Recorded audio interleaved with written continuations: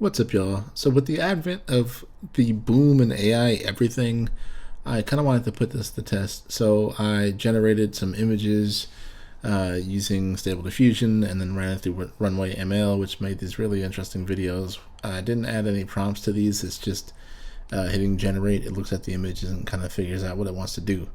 So, these are all kind of interesting. The other thing I saw that kind of caught my attention was an AI that can generate a podcast from inputting data. So I went ahead and grabbed some of my old episodes and tested it out, and it actually made a pretty decent sounding podcast. It gives you two characters speaking back and forth. So I'm going to try something a little different, and I'm just going to play audio from these AI generated podcasts based off of previous episodes.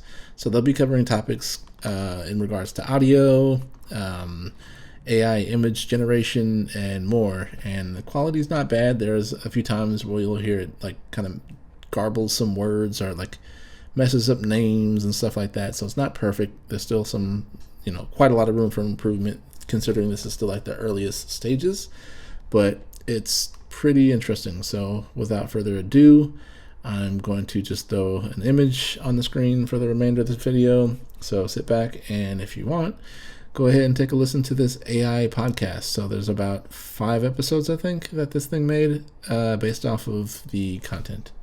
All right, y'all. All right, if you're your wish, you could have like a trusty AI sidekick whipping up art in your style. Yeah, Even if you're, more of a stick figure doodler IRL. it's true. Turns out that's not science fiction anymore. Yeah. We're diving into the world of custom AI art models, and trust me, after this, you'll be itching to try it yourself. It's true. The demand for personalized AI art is exploding. People are realizing that pre-made models, they're just the tip of the iceberg. The real magic, it happens when you inject your own style, your unique vision. And that's where this YouTube tutorial we're unpacking comes in. Right. Our guy, Evan, he walks us through training a model using Dream Booth Okay. and then unleashing it in Diffusion B. Nice. He holds your hand every step of the way, even fesses up to his early struggles, which is super refreshing. Yeah, that's crucial because it demystifies the process. Yeah. For anyone who feels intimidated by AI, Evan's journey reminds us that even, experts were once beginners, figuring things out through trial and error. Exactly. Like, he talks about this aha moment he had with prompts. Oh, yeah. At first, he was using the generic term person in his prompts. But then he realized that by swapping it out for a specific name, in his case, the AI started generating images that were way more accurate to his likeness. Interesting. So that highlights a fundamental aspect of AI. It's like, think of it like this.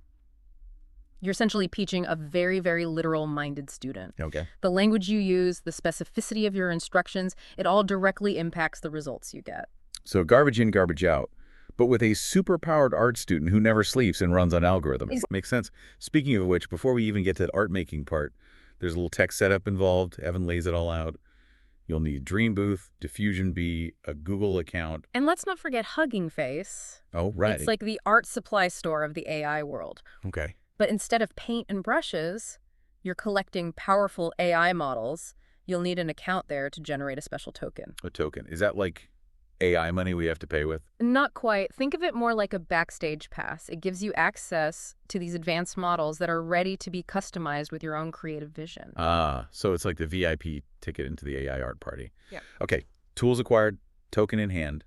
What's next on this creative quest? This is where the real groundwork begins. Evan really emphasizes the importance of gathering a diverse and high-quality image data set. He went all out, compiling over 100 selfies with different angles, lighting, even expressions. Talk about dedication.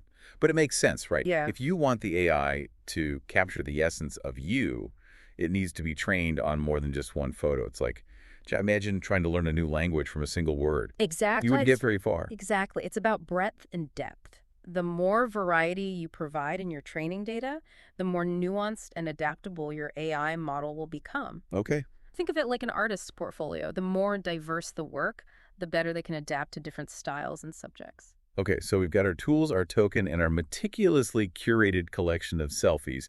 Time to hit the, make me an AI artist button. Right. Not so fast.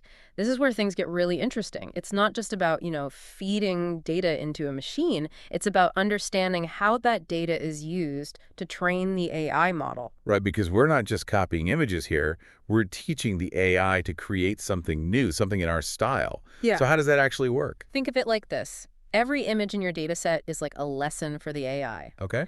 It analyzes each image, breaking it down to patterns, shapes, colors, all the elements that make up your style.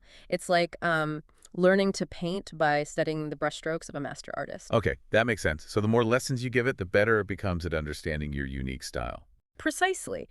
And this is where Evan's meticulous approach with his selfies pays off. By providing such a diverse range of examples, he's ensuring that his AI model will be able to generate images of him in all sorts of contexts and styles. So it's not just about quantity, but also about the quality and variety of those images. That makes a ton of sense. So we've got our AI student, we've given them the best art textbooks money can buy. How long until they're turning out masterpieces? Well, even AI apprentices need time to hone their craft. Evan uses Green Booth for the training process, and he's very transparent about the fact that it involves some tweaking and experimenting.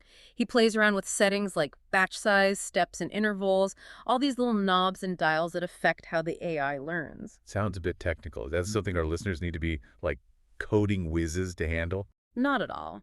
Evan does a great job of explaining these settings in a way that's easy to understand, even if you're not a tech expert. Yeah. He even shares some of his early missteps, like when he realized that his training kept timing out because he wasn't keeping the Dream Booth window active. Okay, that's a tip I'm definitely writing down. Mm-hmm. It's those little practical insights that can save you hours of frustration. Absolutely.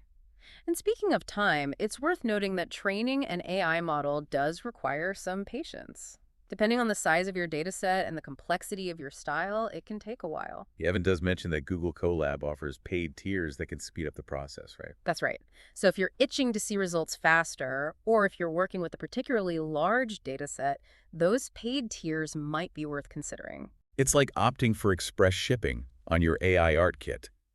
But no matter how fast or slow the training goes, it must be pretty amazing to witness the AI model improving over time. It really is. It's a gradual process, but Evan shares glimpses of the intermediate results, and it's fascinating to see how the AI starts with these rough, almost abstract interpretations and gradually refines them into something truly remarkable. He does mention that those early images were a little wonky, to use his words, but he says it with a laugh, which I love. It's a great reminder that even when dealing with cutting-edge technology, it's okay to have fun, to embrace the learning process, and to not take ourselves too seriously, especially in the beginning. Right. Even AI art can have its awkward teenage phase. But eventually, it graduates, goes off to AI art school, and comes back, able to create things that will blow your mind. Speaking of which, once the training is done, how do we actually start using this custom AI model to create art? That's where Diffusion Bee comes in. It's our canvas, our digital easel where all the magic happens. Evan walks us through how to download the trained model, which is saved as a .ckpt file. Okay, you know what? I'm going to stop you right there. I think our listeners trust us at this point that Evan explains what a .ckpt file is. What they really want to know is, what can you do with this fancy model of yours once you've got it? You're absolutely right. That's where the real fun begins. With Diffusion Bee and your custom model, you can literally dream up anything and see it come to life. So we've got this AI artist trained up in our style, ready to take on any creative challenge we throw at it. What kind of wild prompts can we start feeding it? Well, Evan gives us a taste of what's possible. He shows how he used his model to generate an image of Yoda in Mandalorian armor, just to prove that you can combine, your custom element with all sorts of out there ideas. Okay, that's pretty cool. So it's not just limited to replicating my selfies in different outfits. I could, say, make my cat ride a unicorn through a psychedelic landscape. Exactly. The sky's the limit with the prompts you use. It's all about tapping into your imagination and seeing what kind of surprising, bizarre, or even beautiful creations you can come up with. This is where I really wish we could show our listeners what's happening on screen as Evan starts playing around. But for those of you following along at home, trust us, it's at this point in the tutorial that things go from, like, huh, neat, to mind officially blown. Agreed. And the best part is, this is just the beginning of the journey. Evan makes it clear that once you have this foundation, you can keep refining your model, experimenting with even more advanced techniques. Hold on, even more advanced. What else could there possibly be?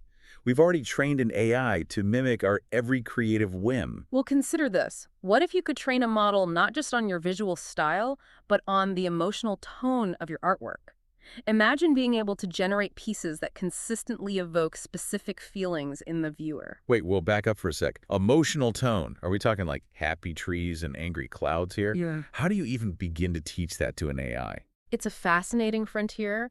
It might involve training the AI on data sets that pair images with emotional keywords, or analyzing brushstrokes and color palettes commonly associated with certain moods. Okay. It's a whole other level of artistic exploration. You're telling me to be able to say, okay, AI, I need a landscape that evokes a sense of peace and wonder Oh. and actually have it deliver, that's next level stuff. It is. And what's exciting is that we're just scratching the surface of what's possible. As more artists experiment with these tools, we're bound to see even more innovative and unexpected applications emerge. It's like the wild west of digital art out there. So where can our listeners go to saddle up with other AI art pioneers? Evan encourages everyone to tap into the vibrant online communities dedicated to AI art.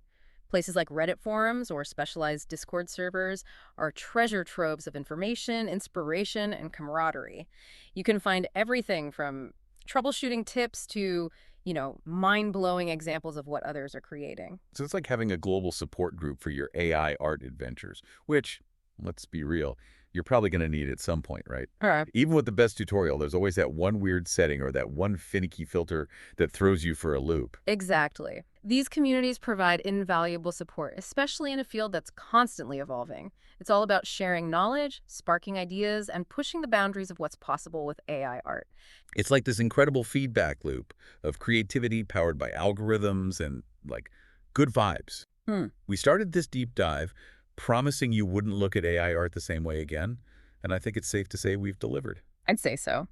From the technical nuts and bolts to the mind-bending creative possibilities, we've explored how custom AI art models are empowering anyone to become an artist, regardless of their technical skill or prior experience. And that's what's so exciting. This isn't about replacing human creativity. It's about amplifying it, democratizing it, and pushing it to places we never thought possible. So to our listeners, we leave you with this. What will you create? What emotions will you evoke? What boundaries will you push? The canvas of AI art is vast and waiting for your unique vision. Until next time, keep those creative sparks flying. Hey everyone, ready for a deep dive that'll supercharge your AI art skills? We're checking out Diffusion B version 2.5.3. Oh yeah. And let me tell you, this update is huge, especially if you're like me and love pushing the creative limits of AI art. For sure. We found this awesome YouTube video breaking it all down, and it's got me so pumped to fire up my Mac and start creating. It's really cool. This update takes what was already a powerful tool running Stable Diffusion locally on your Mac, and it just injects this whole other level of creative possibility. Yeah. Totally. It's like having a personal AI art studio, but way less intimidating than it sounds, right? Right. And what's great is the video is aimed at beginners. But even for someone like you who's already into AI art, it's still packed with those aha moments, like those insider tips to make your art really stand out. Absolutely. One of the biggest wins in 2.5.3 is they introduced these things called flux models. All right. Imagine, finally, being able to create those super detailed, elaborate AI art ideas. But fast. Wow, so I'm not the only one who goes overboard with the details. I thought it was just me getting lost in the weeds with my prompts. Well, let's just say you're in good company. That's the beauty of flux models. They can handle it. They can keep up with your wildest ideas. That's awesome. The video does a good job of explaining the difference between the snail and dev models, which is important depending on whether you're prioritizing speed or, like you said, those really intricate details. That is super helpful to know up front. I can already picture myself switching between them depending on the project. Speaking of which, this update seems just as much about unlocking new creative potential as it is about technical improvement. 100%. Would you say that's accurate? 100%. Take new style options, for example, want to give your artwork that 3D feel. Oh. Or maybe you're really into vector art. Diffusion B 2.5.3 makes it so easy to apply those styles to your creations. Wow. It's like having this whole arsenal of artistic tools right there. And don't even get me started on those external embeddings, those character and style packs you can download. Yeah. This update lets you use them in ways we couldn't before. If you want truly unique images, that's it. It's like you're giving your AI this visual library of references. so it can understand and incorporate specific styles, aesthetics, all with incredible accuracy. Okay, we've covered a lot, and I'm already excited. But let's unpack some key concepts. The video mentions prompting and ControlNet, which sound cool, but I feel like there's got to be more to it. Oh, there's a lot going on under the hood. So think of prompting as the way you talk to the AI. You're giving it instructions, basically, in the form of text. Right, like telling it what you want to see. But here's where it gets really interesting. The video showed this awesome cheat sheet. You can actually control how much emphasis the AI puts on different words just by using parentheses and brackets. Imagine fine-tuning your results like that. It's a game changer. Right. And then there's ControlNet, which takes things to a whole other level. Okay, so if prompting is like talking to the AI, is ControlNet like showing it pictures? That's a great way to put it. Yeah. It's like giving the AI a visual guide to follow. It can influence the composition, the style, the overall feel. And it's not just about layering one image on top of another. Right. The video focuses on a few different ControlNet modes, each with its own unique effect. Yeah, like depth, where the AI uses the shapes and forms from your guide image to create something totally new, but with that underlying structure. Exactly. And then there's body pose. Mm-hmm. It's like having this invisible skeleton influencing the posture of whatever you create. I can only imagine with creatures and characters, that's got to be amazing. It's mind-blowing. And then there's line art and scribble. Oh, yeah. The video showed how you can take a rough sketch, even just a doodle, and have the AI make it into a polished image, but keep your original style. It's like you're collaborating with the AI. You take that initial spark of an idea and let it help you flesh it out. Which actually leads perfectly into image to image. Okay. Remember that part in the video where he turns a photo of a cat into this bustling Italian village scene, but he keeps the cat's shape hidden in the image? That's image to image with ControlNet. It's amazing. It shows how powerful these tools are together. And the possibilities are pretty much endless. It's like opening a portal to endless artistic possibilities. So where do the downloaded embeddings fit into all of this? We talked about them earlier, but I'm curious how they work with everything else we've been discussing. Think of embeddings like specialized dictionaries for your AI. They give it this deeper understanding of a specific subject. Okay. Let's say you want to create an image of, I don't know, a specific celebrity or a character from a movie. Okay. Using a pre-trained embedding gives the AI this cheat sheet of visual information, and it lets it create a way more accurate and realistic representation. So it's not just about how many details I put in my prompt. It's about giving the AI the right tools to actually understand what I mean. It's like I'm giving it a crash course in whatever I'm trying to create. Exactly. And that actually leads us to another interesting aspect of Diffusion B, Oh. which is the ability to train the AI yourself. Wait, hold on. I can train an AI. Now that's next level stuff.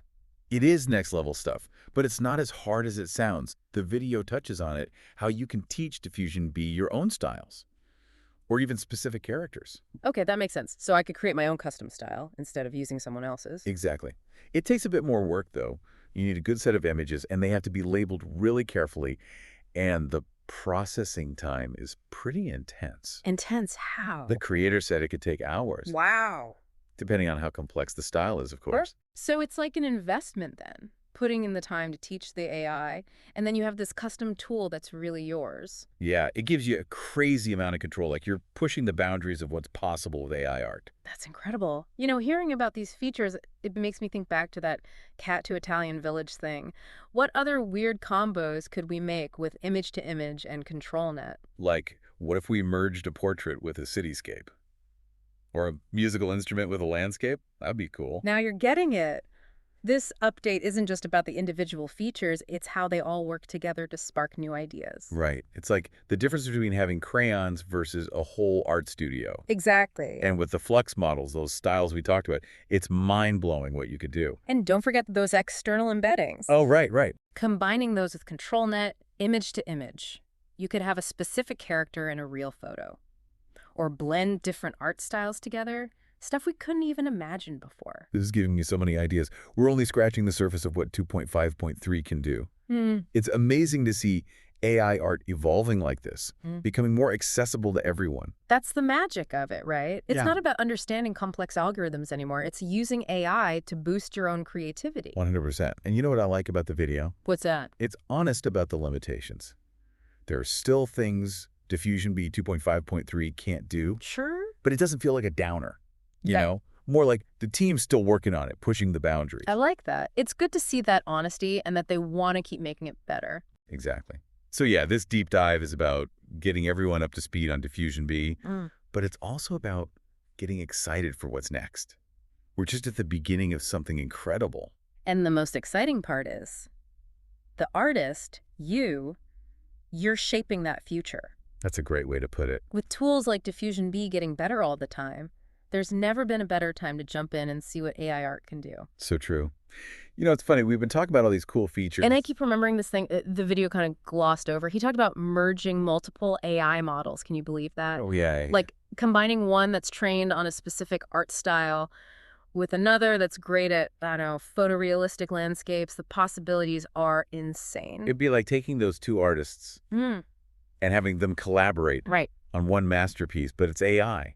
Exactly. And Diffusion B seems perfect for that. It is. It gives you the tools. Yeah. And then kind of gets out of your way. Yeah, like go wild. See what you create. Exactly. So to wrap up, Big's takeaway for our listener, what's the most exciting thing about Diffusion B 2.5.3? Oh, that's easy. It's the freedom, the creative freedom you get with this update. Okay. Whether you're, a pro at AI art or just starting, Diffusion B 2.5.3 gives you so much power to bring your ideas to life. It really does feel like having this whole universe of options, right? Totally. The new flux models, those prompts, even training your own AI. It's a game changer for anyone who wants to make unique art. And like we've been saying, this is only the beginning. As AI gets better, so will the tools. Right. Who knows what we'll be making next year. Exactly. So to everyone listening, don't just watch. Jump in, try it out, see what you can create with 2.5.3. Have fun with it. Exactly. And who knows, maybe you'll be the one inspiring us on a future deep dive. I love that. Thanks so much for diving in with us today. Until next time, keep creating. All right, so we're diving deep into noise reduction software today. Okay. And, this is something that I know that you're really interested in. And I think a lot of our listeners are too. Absolutely. Because who wants to listen to a podcast or, any kind of audio with a bunch of background noise? Right, like who wants to hear my neighbor mowing the lawn while I'm trying to talk about something fascinating? Exactly. So to get into this, we've got this audio engineer who's done these really in-depth tests of different noise reduction programs. Yeah, he really put them through the ringer, using like fan noises, running water, even a slamming oven door. Oh, wow. Yeah, it's pretty wild. So, if you can edit out that racket, you can edit out anything. Pretty much. Yeah. And what's interesting is that even with all the fancy AI stuff out there, there's no magic button for noise reduction. Right. It's not one size fits all. Exactly. It's about finding the right balance between getting rid of the noise and keeping the quality of the audio you want. So you don't want it to sound all, robotic and weird. Exactly. Okay, so where does he even begin with all of this? Well, he starts off with this program called Cedar Audio's Voice X. Have you heard of it? I have. I've heard it's like the top of the line, like super expensive. That's kind of legendary in the industry. But he makes a good point about how secretive they are about pricing. Really? Yeah, you have to email them for a trial, and then even then they don't tell you how much it costs. What? That's so strange. It's like they don't want your money. Right. I mean, I guess they're going for that whole exclusive vibe, but Yeah. It's definitely a barrier if you're just trying to figure out if it's even worth your time. Yeah, for sure. Okay, so Cedar Audio, very mysterious. Very mysterious. But what about the actual software? How did it work? Well, despite all that, the interface is actually pretty simple. Okay. Just two knobs, one for voice and one for noise. Yeah. But don't let that fool you. It's a resource hog, seriously CPU intensive. So if your computer sounds like a jet engine now, just wait until you fire up Cedar Audio. And even then, the engineer said that while it was pretty good at reducing noise, it did introduce some artifacts, especially in stereo recordings. Artifacts? What does that even mean? Basically, it's like those weird digital glitches or distortions you sometimes hear in audio, kind of like a digital echo or a weird warbling sound. Oh, I see. So it's like the audio equivalent of a bad Photoshop job? Yeah, exactly. And what's more, he said that other programs like Goyo and Waves Clarity VX get you pretty much the same results, but for way less money. So maybe Cedar Audio is like the luxury car of noise reduction, impressive but not exactly practical for everyday use? It seems that way. It Cool. just goes to show that you really need to weigh your options and figure out what matters most to you. Cost, features, ease of use. Absolutely. Speaking of which, this Goyo software has my attention now. What's the deal with that one? Well, with Goyo, it seems like you get a lot more control. Oh, yeah. Yeah, it's not just like those two knobs. It's got 3 different options for noise reduction, one for voice, one for reverb, and one for just general ambient noise. Wow. Okay, so you can really fine-tune it. Exactly. And on top of that, you can switch between mono and stereo processing. Hold on, back up. Mono and stereo. What's the difference and why does it matter? Okay, so let's say you're working on a voiceover, right? Recorded with one microphone. Right. So that's mono. And you can use mono processing to target the noise across the whole track. Makes sense. But now, let's say it's music, with instruments panned left and right. Okay, yeah. If you use stereo processing, then you can clean up each channel separately, Yeah. so you don't mess up the stereo image. Oh, I see. That's super useful, especially because I do a lot of editing for my podcast, and sometimes it's just me talking, but other times I have interviews with guests. Exactly. So having that flexibility is going to be a big plus for you. For sure. Okay, so Goyo, more control, more flexibility. What's the catch? There's got to be a catch. Well, there is one thing. It's a little strange, though. Oh, no, what is it? The engineer said that sometimes it adds in these, like, random words. What? You're kidding. No, seriously. Like phantom words, he called them. So it's like making stuff up. Pretty much. It's kind of funny, but also a little unnerving, you know? Like, what if it adds in something really weird in the middle of a serious part? Oh my gosh, I know it'd be like, and in these uncertain times, random dog bark. We must remain vigilant. Exactly. So, yeah, it's a powerful tool, but you definitely want to double-check the results just in case you get a phantom word or two. Always good advice. So we've got Cedar Audio, expensive and mysterious, and Goyo, affordable, flexible, but maybe a little too creative with its word choices. Right, and there's even more out there. Oh, I bet. So what else did this engineer check out that's worth mentioning? Yeah, there are a couple more that he looked at that might be interesting, especially since you're looking for something more budget-friendly. Okay, yeah, hit me with it. Well, he mentioned Isotope RX and Accentize, which are both pretty popular. I've heard of those, yeah. But he felt like, for basic noise reduction, they weren't really that much better than Goyo, especially considering the price difference. So Goyo's still holding its own against the bigger names. It seems like it, yeah. That's impressive. Okay, what else? He also tried out some Waves plugins. Okay, I'm familiar with Waves. They make a lot of stuff. Right, and he actually compared one of them, Waves WNS, to Cedar Audio's DNS1. Interesting. So even though they're totally different companies, they're both kind of doing the same thing. Yeah, it seems like it. And according to him, they were both about equally effective. Huh. So it's not always about the brand name, I guess. Definitely not. And actually, speaking of Waves, he had really good things to say about Clarity VX. Really? What's so special about that one? He loved how much control it gave you over the settings. Okay, so it's kind of like Goyo in that way, with lots of options. Yeah, exactly. And he even said that you don't need to get the pro version to get great results. The regular version is more than enough for most people. Now that's what I'm talking about. Good value for the money. It sounds like Clarity VX might be a winner. It could be. But honestly, the biggest takeaway for me was how fast this technology is changing. He ended by saying that there's always something new coming out, so it's good to stay curious and keep experimenting. That's good advice for life in general, right? Never stop learning. Exactly. So yeah, don't get too caught up in finding the perfect tool. Just start experimenting, see what works for you, and have fun with it. I love that. So it's all about finding what sparks joy, even in the world of noise reduction software. Absolutely. Well, there you have it. We've covered a lot of ground today, from the super secret world of Cedar Audio to the phantom word whisperer that is Goyo. And it sounds like we might have even found a new contender for the throne with Waves Clarity VX. In a close race, for sure. But hey, that's the beauty of it all, isn't it? With so many amazing tools out there, the possibilities for creating incredible audio are practically endless. Absolutely. And that's what we love to hear. So until next time, happy editing, everyone. All right, if you're your wish, you could have like a trusty AI sidekick whipping up art in your style. Yeah. Even if you're, more of a stick figure doodler IRL. It's true. Turns out that's not science fiction anymore. Yeah. We're diving into the world of custom AI art models, and trust me, after this, you'll be itching to try it yourself. It's true. The demand for personalized AI art is exploding.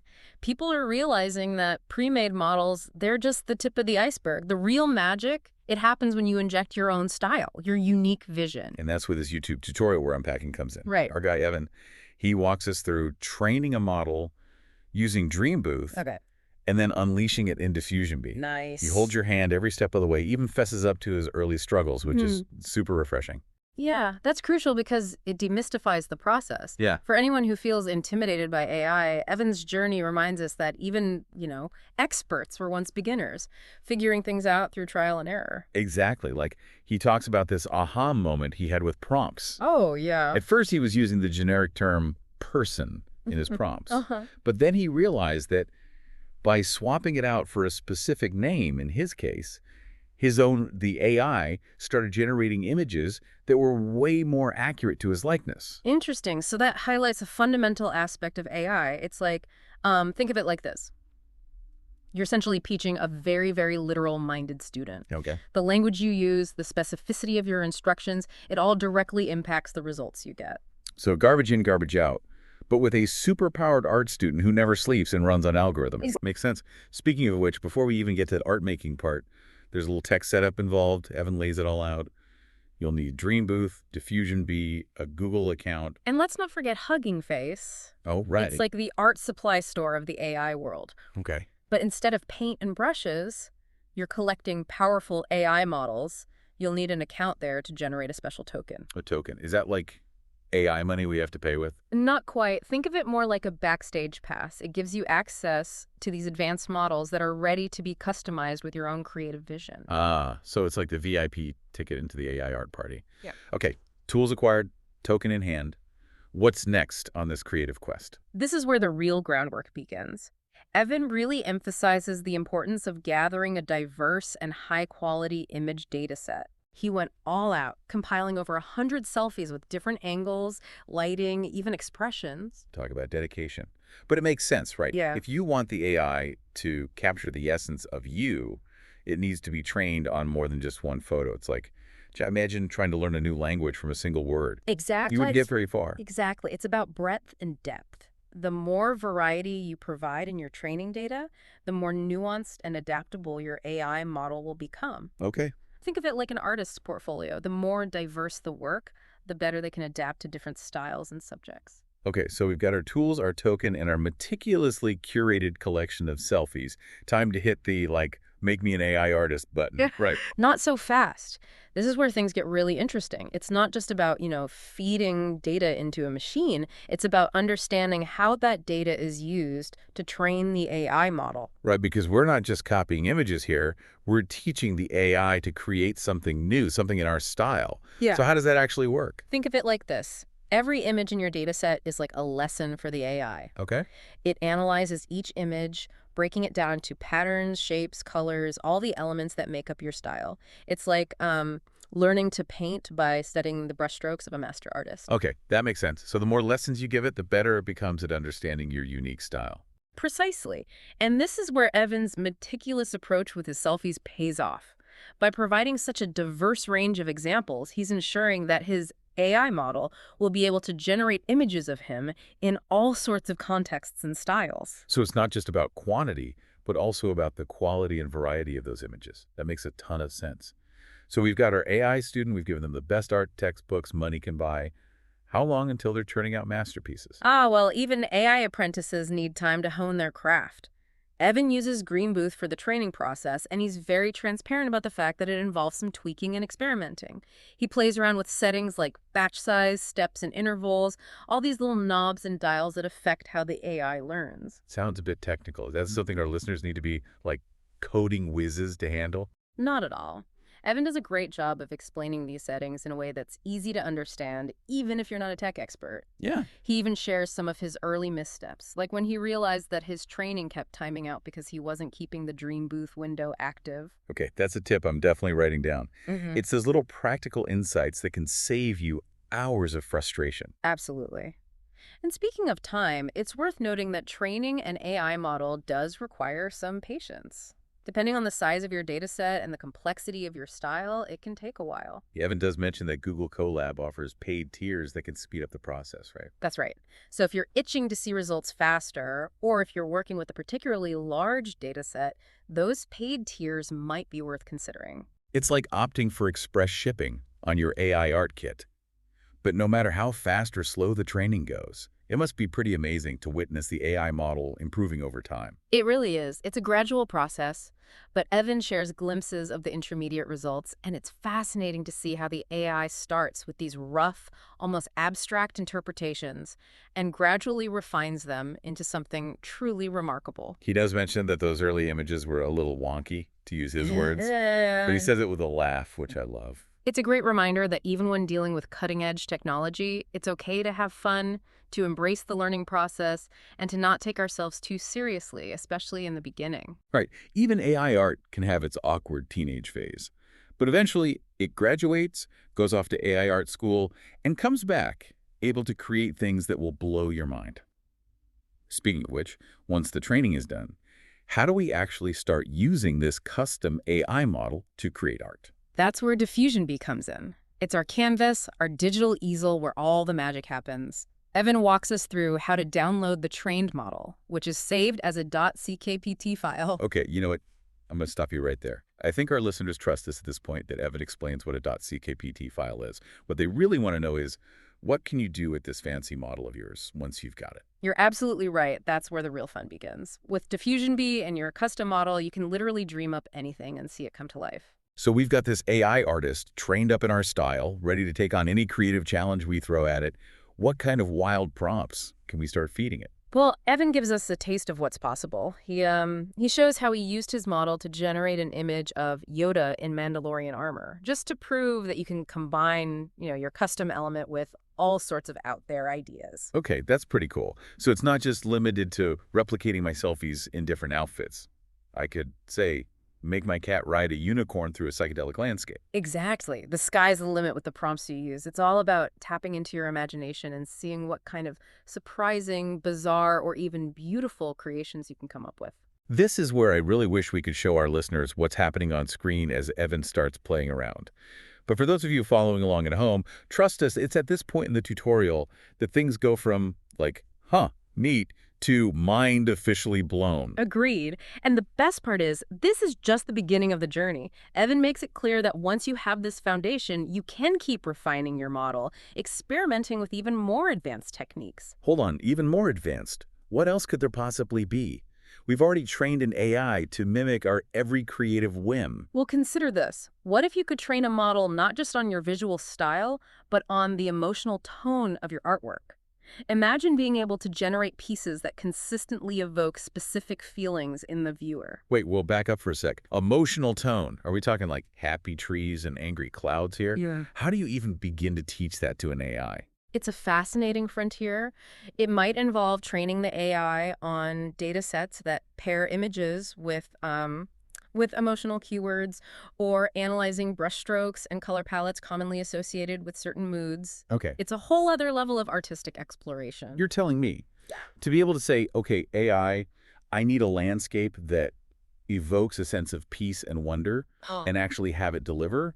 That's next level stuff. It is. And what's exciting is that we're just scratching the surface of what's possible. As more artists experiment with these tools, we're bound to see even more innovative and unexpected applications emerge. It's like the Wild West of digital art out there. So where can our listeners go to saddle up with other AI art pioneers? Evan encourages everyone to tap into the vibrant online communities dedicated to AI art. Places like Reddit forums or specialized Discord servers are treasure troves of information, inspiration, and camaraderie. You can find everything from troubleshooting tips to, mind-blowing examples of what others are creating. So it's like having a global support group for your AI art adventures, which, let's be real, you're probably going to need at some point, right? All right. Even with the best tutorial, there's always that one weird setting or that one finicky filter that throws you for a loop. Exactly. These communities provide invaluable support, especially in a field that's constantly evolving. It's all about sharing knowledge, sparking ideas, and pushing the boundaries of what's possible with AI art. It's like this incredible feedback loop of creativity powered by algorithms and, like, good vibes. We started this deep dive promising you wouldn't look at AI art the same way again, and I think it's safe to say we've delivered. I'd say so. From the technical nuts and bolts to the mind-bending creative possibilities, we've explored how custom AI art models are empowering anyone to become an artist, regardless of their technical skill or prior experience. And that's what's so exciting. This isn't about replacing human creativity. It's about amplifying it, democratizing it, and pushing it to places we never thought possible. So to our listeners, we leave you with this. What will you create? What emotions will you evoke? What boundaries will you push? The canvas of AI art is vast and waiting for your unique vision. Until next time, keep those creative sparks flying. All right, everybody. Are you ready to make some art? I am. Let's do it. Because today, we're deep diving into custom artwork, but with a little street art twist. Ooh, I like where this is going. We are ditching the paintbrushes Yeah. and diving headfirst into the world of spray paint Right. and stencils. Nice. So our source today is this YouTube tutorial. Yeah. It's honestly as charming as it is informative. The creator has this really down-to-earth style. You feel like you're just crafting with a friend. I love that. Yeah. And speaking of friends, like, you're going to want to grab yours after this deep dive. Right. Because you're both going to want to, like, transform your thrift store finds into masterpieces. Yes. Seriously. Because the tutorial shows you how to use everyday stuff, Yeah. like puzzle pieces, old playing cards, you name it, to create stencils. It's true. And I think that's what's so great about it. It speaks to this beauty of DIY and upcycling in art. Like taking something old and giving it this whole new life. Yeah, exactly. And plus, who doesn't love a good budget-friendly art project? Right. Okay, but hold on to your hats, because they don't stop there. Oh. They introduced this awesome app. It's called DaVinci Eye. It basically turns your iPad into like a digital tracing tool. Remember the days of needing that bulky projector to transfer images? Oh, yeah. Yeah, those are over. Wow. It's like having this mini art studio at your fingertips. Oh, it's really cool. I know, right? Yeah. And then comes the part that really blew my mind. Okay, so they use stencils, which I always thought were for making, you know, like perfectly identical shapes. But no, they tear the edges of like the paper stencils to make these super cool organic shapes. That's so smart. It's like it challenges those preconceived notions about stencils. You know, Totally. It's not about being so rigid. It's about using them as a starting point and then embracing imperfection and like those happy accidents that make something truly unique. And it gets even better when it comes to actually using the spray paint, which, let's be honest, it can be a little intimidating. They share this golden nugget of wisdom.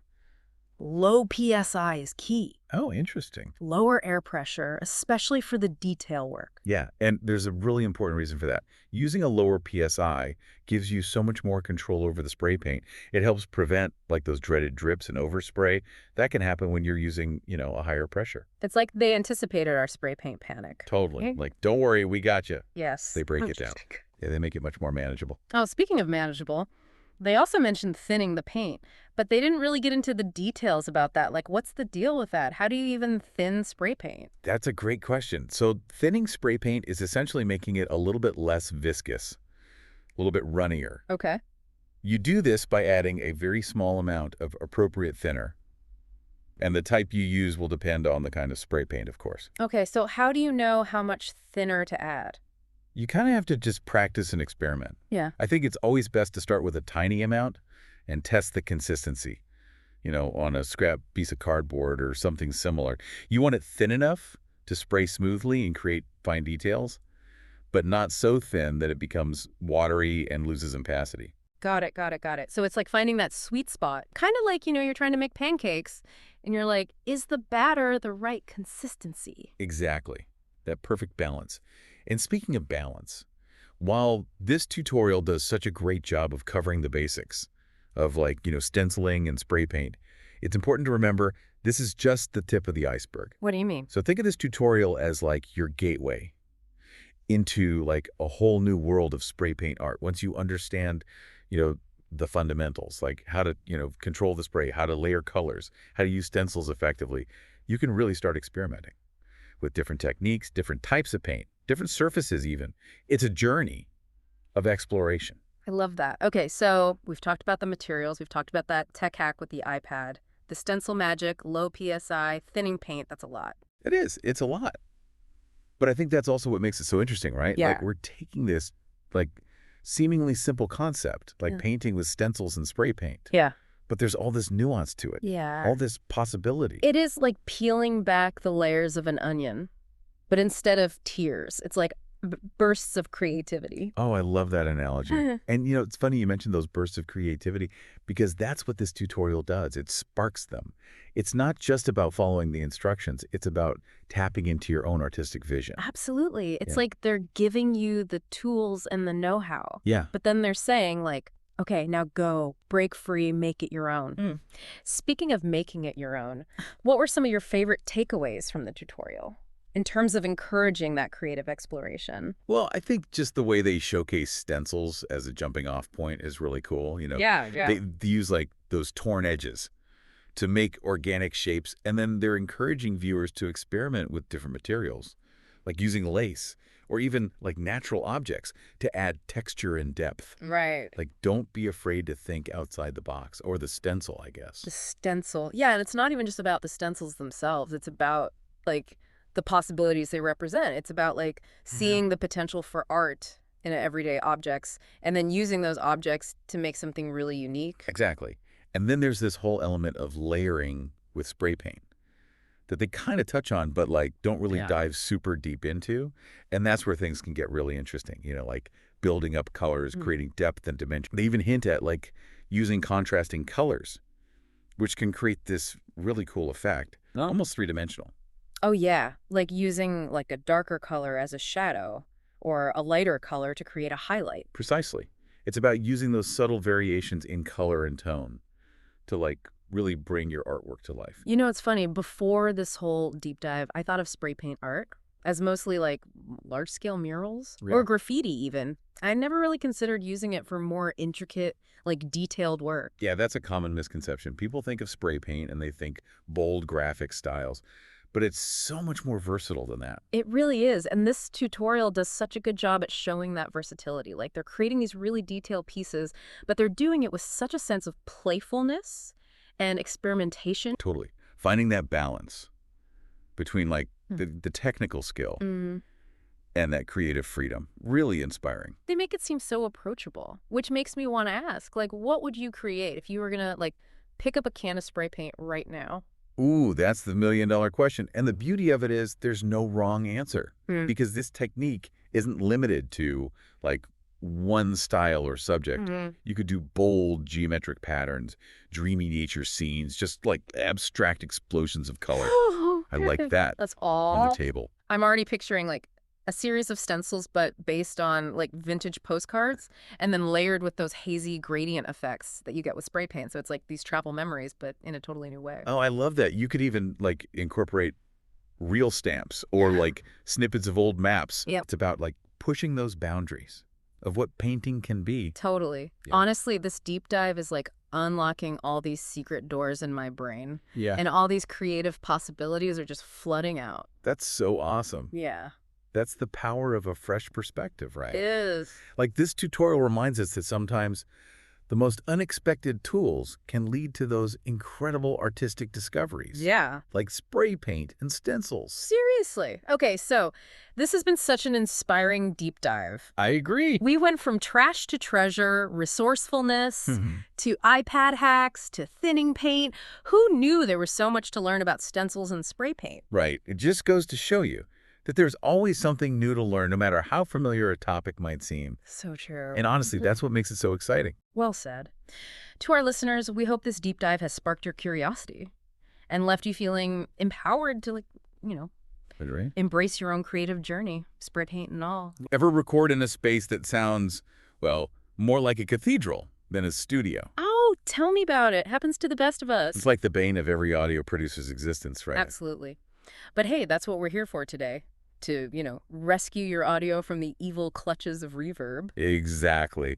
So buckle up, listeners, because today's deep dive is all about de-reverbing plugins. We're talking about those magical tools that can, salvage your audio and make it sound like you recorded in $1 million studio. And to guide us on this sonic adventure, we're diving deep into a YouTube video by audio expert Ron Shaw. Oh yeah, Ron's the man. He really knows his stuff when it comes to audio. For this deep dive, he pits some of the most popular de-reverbing plugins against each other. And get this, he uses the same audio clip throughout. Which is perfect because you can really hear the plugins' strengths and weaknesses in action, how they each handle that same reverb. Exactly. It levels the playing field. No more guessing games, right? Right. So, should we jump right in? Let's do it. I'm ready to hear what Ron's got for us. Okay, so Ron kicks things off with a tool that most of us have right at our fingertips. Adobe Audition's built-in reverb effect. Ah, the old reliable. Everyone's got Audition, right? Pretty much. And its reverb effect is about as simple as it gets. One slider. How hard can it be? Exactly. But you know what they say? Sometimes the simplest tools. Pack the control you really need. Exactly. But before we get ahead of ourselves, let's give our listeners some context. Let's hear the original audio clip that Ron uses in his tests. Yeah, let's hear what we're dealing with here. You ready for this? Hit me with it. Original audio with reverb. Okay, so you can definitely hear that reverb. Oh yeah, it sounds like it was recorded in a giant empty warehouse or something. Right. Now let's see what Adobe Audition's reverb does to this audio. Adobe Audition reverb. So it's definitely an improvement. Like, the reverb isn't as in your face as before. Yeah, I mean, it's better, but it still sounds a bit, I don't know. A bit like the inside of a tin can. Yeah, kind of boxy, right? Like it's missing that natural spaciousness. And this is where Ron makes an interesting point. He says that while Adobe's reverb is great for a quick fix... Yeah, like if you're in a hurry and just need to tame the reverb a bit. Exactly. But he says it lacks the precision, that surgical precision, that you really need for professional grade results. Right, you're not going to be mastering your next album with this thing. Probably not. And Ron even points out some weird phasing noises that he noticed when using Adobe's reverb. Phasing noises, what are those exactly? So it's like this kind of, I don't know how to explain. Like a weird swishy sound. Yeah, exactly. It's a telltale sign that the plugin is like struggling to remove the reverb cleanly. It's like it's doing its best. But it's kind of making a mess of things at the same time. Exactly. It's like trying to do brain surgery with a rusty spoon. You might get somewhere eventually, but it's not going to be pretty. And you're probably going to cause some more problems along the way. Exactly. So moving on from the limitations of Adobe's basic reverb, where does Ron take us next? Well, he then dives into the world of Accentize's D-Room. D-Room, okay. I've heard good things. Yeah, it's a popular one. And Ron actually tests out both the basic and the pro versions. So we get to hear the difference a little pro makes. I like it. Exactly. So let's see what D-Room Basic brings to the table. Let's listen. Accentize D-Room Basic. Okay. It's definitely cleaning things up a bit. Right. There's less of that cavernous reverb. Yeah, but I feel like it's still missing that certain something. It's sparkle. Yes, that sparkle. It still sounds a bit, I don't know, closed off, like it's been vacuum sealed or something. Interesting. So maybe the pro version will add that missing air. Fingers crossed. Let's hear it. Accentize D-Room Pro. Oh, yeah. That's more like it. Now we're talking. That sounds way more open, more natural. Right. You can really hear the difference. So what's the secret sauce in the pro version? What's it doing that the basic one isn't? Well, as Ron explains it, the pro version of D-Room gives you a lot more control over the attack and release times of the reverb. Okay, and for those of us who aren't fluent in audio engineers speak, what exactly does that mean? So basically, it's like, imagine you clap your hands in a room. The attack is that initial hit, the sharp clap sound. Okay. And then the release is how long it takes for that sound to fade away, how long that reverb hangs in the air. Got it.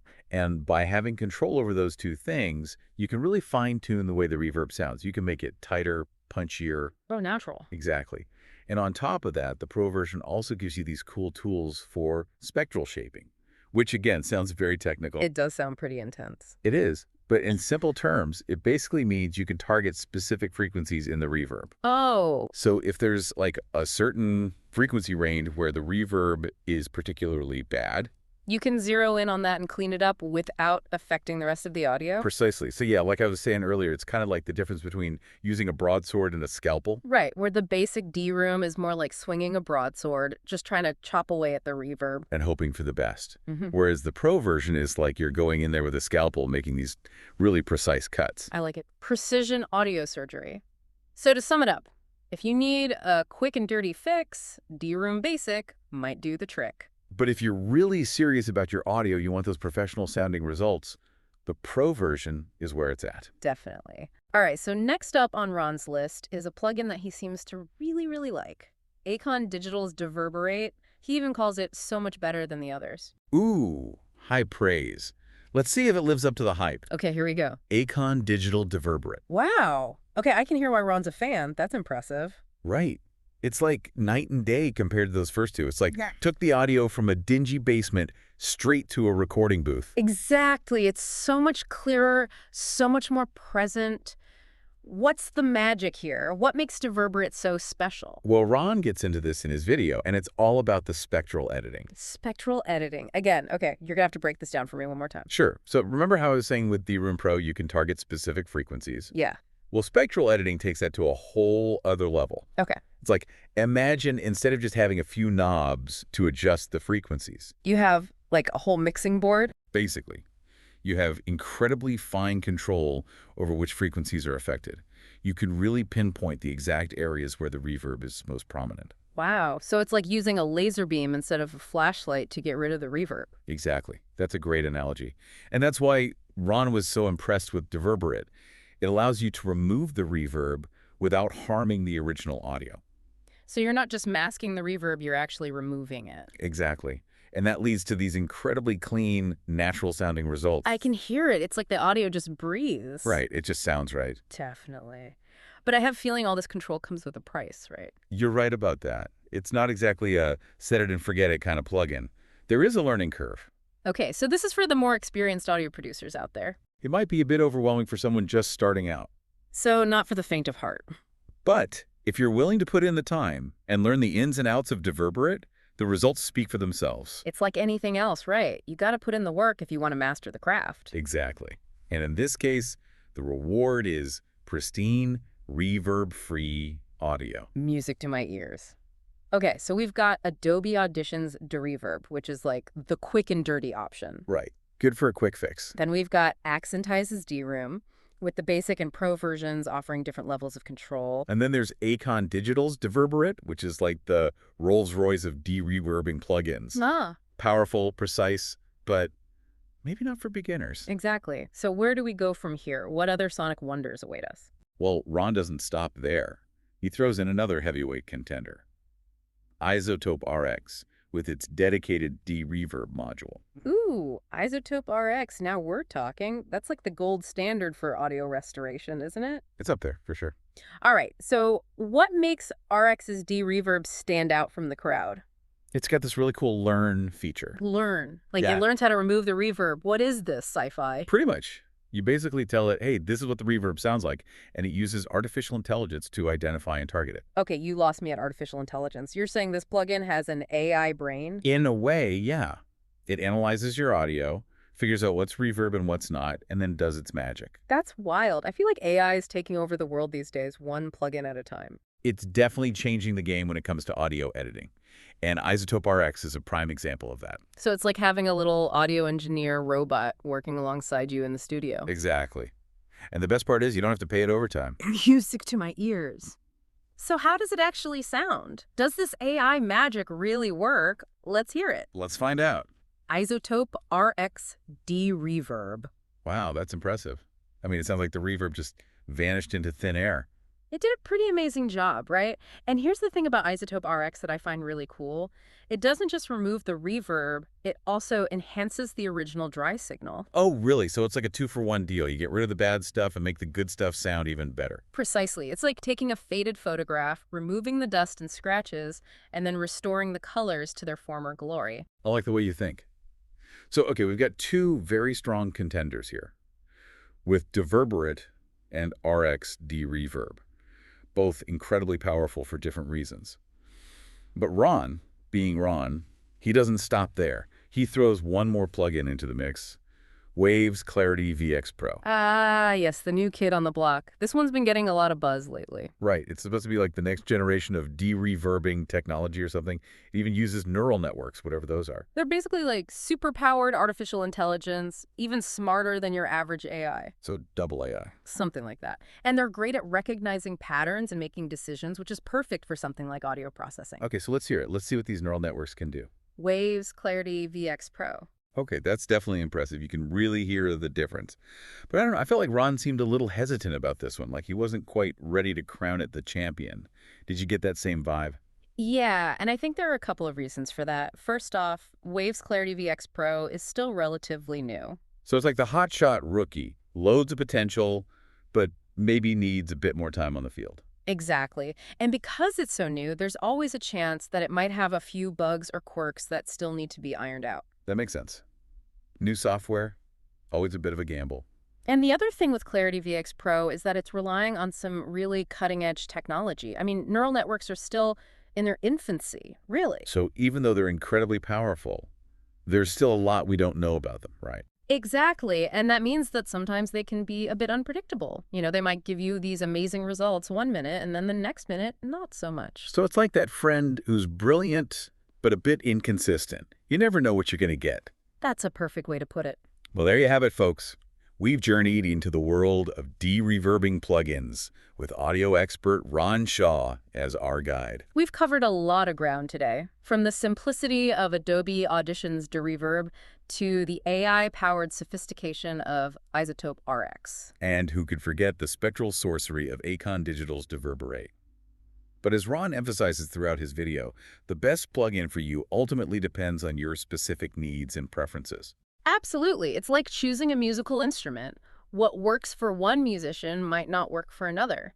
It's about finding the tool that feels right in your hands, that inspires you to create your best work. And sometimes it's about having a whole orchestra of tools at your disposal and knowing when to use each one. Exactly. Just like a conductor leading their orchestra, the skilled audio producer understands the strengths and weaknesses of each instrument in their sonic arsenal. And with practice, patience, and a little bit of experimentation, you too can master the art of de-reverbing and create audio that truly sings. And on that note, it's time for us to sign off. Thanks for joining us on this deep dive into the world of audio. Until next time. Happy editing, everyone. We've all been there, right? Yeah. You're pumped to get that audio out there, Yeah. share it with the world, and then echo, echo, echo, reverb. Yeah. That's right.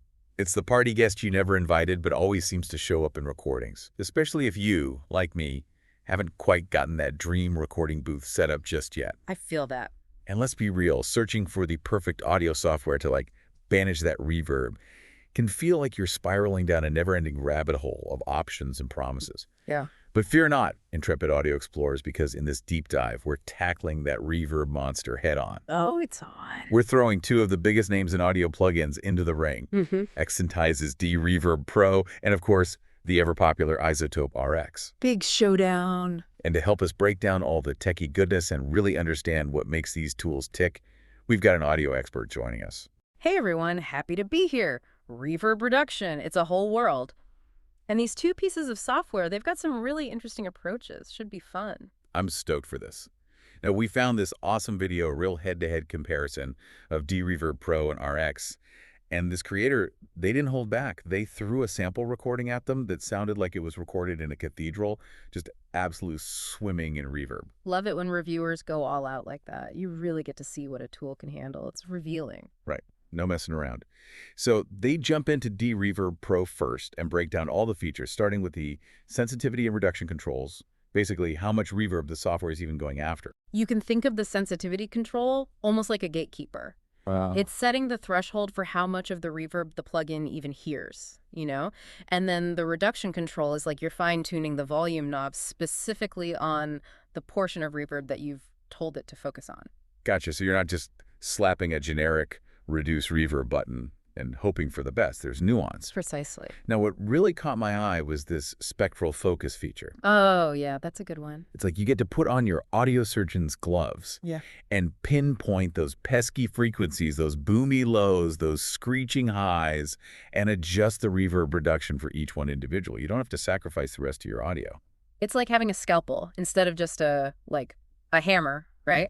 Exactly. Precision is key. Yeah. Now, the video also mentioned the before-after preview, which, I mean, come on, who doesn't love a good A/B test? Got to make sure we're actually improving things, not just making them different. A-Bing, it's crucial. You can't always trust your ears alone, especially when you're making fine adjustments. It's like a reality check. Keeps us honest.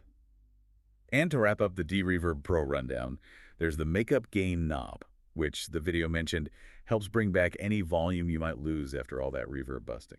Yeah, a lot of effects, they naturally kind of suck the life out of the volume a bit, so to speak. Makeup gain, it's essential to maintain a nice, consistent level. Makes sense. Don't want to solve one problem and create another, right? Yeah.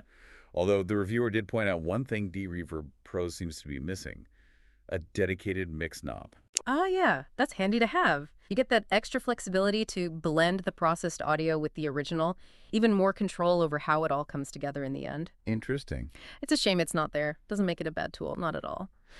But let's talk about the other contender here, Isotope RX. Isotope RX, always hear about it for getting that natural sound, especially for dialogue. What's the magic there? You're right, it's got a big reputation. And in the video, the host, he seemed really blown away by how Isotope RX handled dialogue.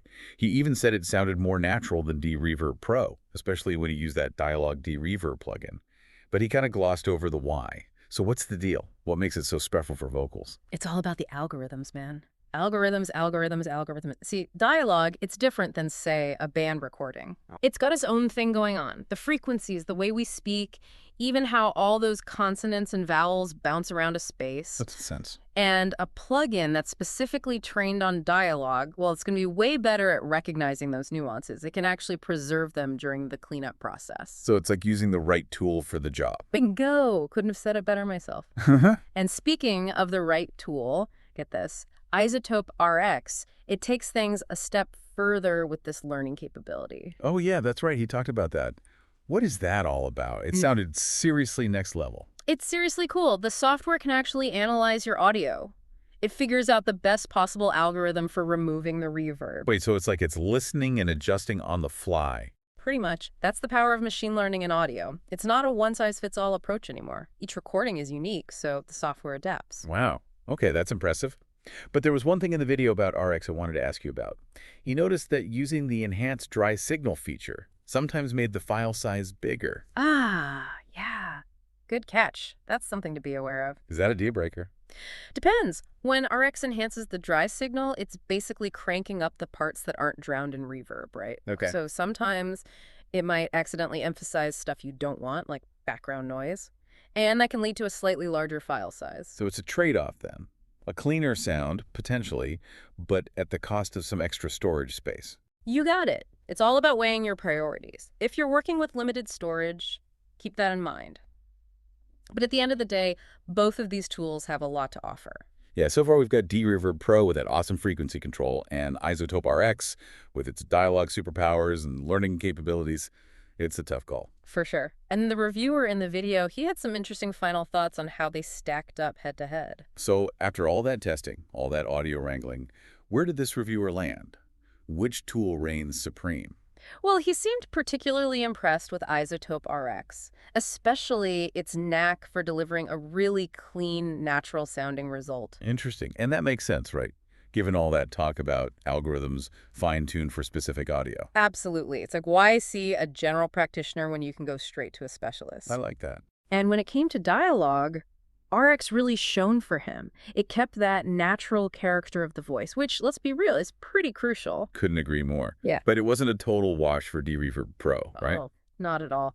The reviewer, he gave major props to that spectral focus feature, you know, the one that lets you zero in on specific frequencies. He loved that level of control. Right, right. So it sounds like both tools have their pros and cons. Totally. It's always a bit of a trade-off.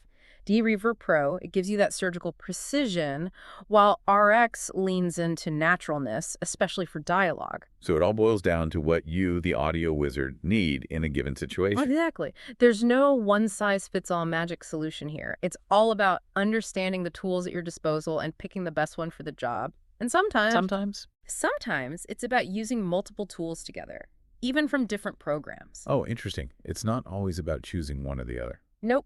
Think of it like you're building up your audio engineer's toolkit, right? You've got your hammer, your screwdriver, your later level. You use each one for different things to get that perfect final product. Okay, I'm loving that analogy. So instead of just picking one reverb-busting tool, we're crafting a whole sonic arsenal. Exactly. Experiment, listen closely, and figure out what combination of tools works for you. And that's what we're all about here on The Deep Dive, right? We dive deep, explore the options, and then set you loose to find what works best for you. Because in the end, the most important tool is your own ear. Trust your instincts. Beautifully said. And on that note, I think it's time to wrap up this deep dive into the world of reverb reduction.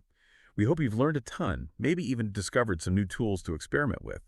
Until next time, keep that audio clean, clear, and echo-free. Ever try to, record a voice memo or something, or maybe capture a family story, and then later you realize there's this awful hum in the background, just totally ruins it. Ugh, the It's like worst. the worst audio photo bomb. But what if I told you you could erase that hum? And not just erase it, but like make the audio pristine. That's what we're talking about today. Audio restoration. It's wide. It really is. It's like Photoshop, but for sound. And to break it all down, we've got an audio expert with us today. Hey, everyone. Okay, so we're basing our deep dive today on this YouTube video.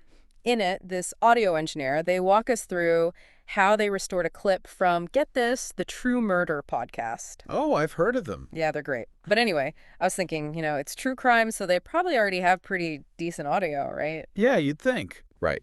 So that's what makes this so fascinating, because it shows how you can take audio that's already good and make it exceptional. But let's start at the beginning. Let's hear a bit of the before version. Audio clip plays with noticeable beeping, breath, and distortion.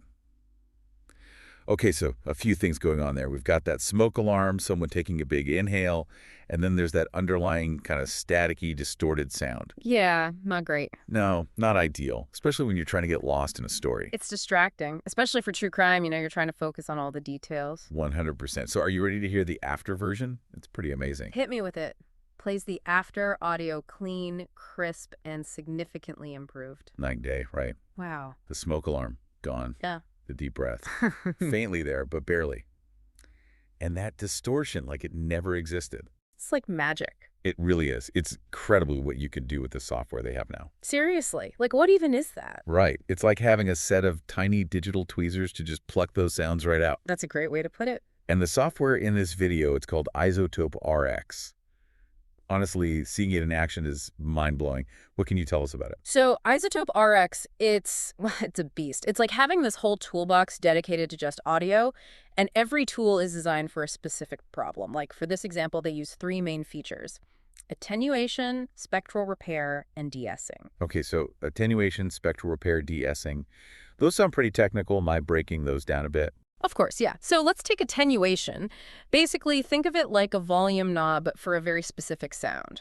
So that smoke detector, attenuation can either turn it way down or get rid of it completely. So you can isolate sounds and control their volume. That's really cool. Right. And then spectral repair, that one's especially wild. Imagine visually seeing a cough in the audio. Wait, what? Yeah, you can actually see it and then remove it super precisely without messing with the words around it. That's what spectral repair does. It lets you see the audio frequencies and target the problem areas. So you're basically doing surgery on the sound itself. Exactly. It's insane how precise it is. Wow. Okay, and then de-essing. That one sounds a little more familiar, but refresh us. Sure. So you know how sometimes, especially in older recordings, you get those really harsh S sounds? De-essing smooch them out so they don't, jump out at you. Makes it way easier to listen to. De-essing, spectral repair. I'm adding all these new terms to my vocabulary. Right. But honestly, what's so cool about this example is how subtle it is. It totally is. It's like the audio got cleaned up, but not totally made over. It still sounds natural. Yeah, and that's the mark of a good audio engineer. Knowing how to use those tools without making it sound artificial, it's about enhancing what's there, not creating something new. Exactly. It still sounds real, which is key for podcasts, where you're really connecting with actual voices. For sure. And what's interesting is this kind of restoration, it isn't just for fixing bad audio. You can actually use it to make good audio even better. Oh, totally. Kind of like in the video, the engineer, they said it was like being handed an already amazing photo to edit. Oh, I like that. Yeah.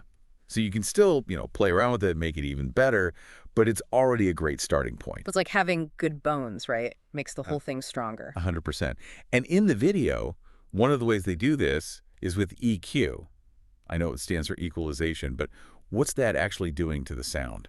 So imagine you've got your stereo, right? And you're messing with the bass and treble. Yeah. EQ is like that, but way, way more precise. You're shaping the entire tonal balance. Do you want the voice to sound warmer? Boost the lower frequencies. Want to hear the shimmer in a singer's voice? You'd bring out the higher frequencies. So you're fine-tuning the experience? Exactly. You're crafting how you want the listener to hear it. And the cool thing is, tiny adjustments can make a huge difference. Think of it like listening to a band play in a garage versus a concert hall. Oh, wow. Yeah. Same musicians, same instruments, but the sound is totally different, right? That's kind of like what EQ does for audio. That's a great way to put it. It's like, going from a dimly lit room to one that's flooded with sunlight, suddenly you see everything so much clearer. Yes. And you're talking about podcasts especially, where it's all about what you're hearing. Yeah. That clarity makes a huge difference. Huge, because it's not even just about like enjoying it more, although that's part of it, right? But you actually understand the content better when the audio is clear. It's like if you're trying to listen to a podcast in a loud coffee shop, you're straining to hear, missing stuff. But good EQ. It's like putting on noise-canceling headphones. You can actually focus. Right, right. It's like all the distractions just fade away. It makes me think, though, with all the stuff we can do to audio now, how different would it be if we could go back in time? Imagine hearing those old recordings, but with this kind of clarity. Whoa. Right. Like imagine listening to a speech from the early 1900s, but it's not all muffled and crackly. It would be like being there. Exactly, like stepping back in time, and it shows how far we've come. Those old recordings, as bad as they might sound to us now, that was huge back then, a total game changer. It's true. It's like we can just listen to whatever we want now without even thinking about it. But back then, that was like the peak of technology. Yeah. It makes you wonder, though, with all this stuff we can do to audio now, are we messing with it too much? Ooh, that's a good question. Right. Like we can make it sound totally different than how it really was. So where's the line? How do we know we're not changing history or making something seem, I don't know, fake? Yeah, it's a big deal for sure. There's real art to it, finding that sweet spot. You can clean a recording up, but you want to keep it real. Yeah, keep the original vibe. Exactly. It's like imagine restoring an old painting. Right. You're going to clean off the dirt and stuff, make the colors vibrant, but you wouldn't repaint over what the artist originally did. You'd ruin it. Exactly. And those little imperfections, the cracks, the brush strokes, that's part of what makes it special. Same thing with audio. Sometimes it's the breaths, the room noise, even the pops and clicks that make it feel real, like you're there. It's like the difference between a live show and a studio album, 100%. Like, the album's going to be perfect, but the live show, that's where the energy is. Totally. And I think these days, especially, people can tell when something's too perfect. It loses a little something. That makes sense.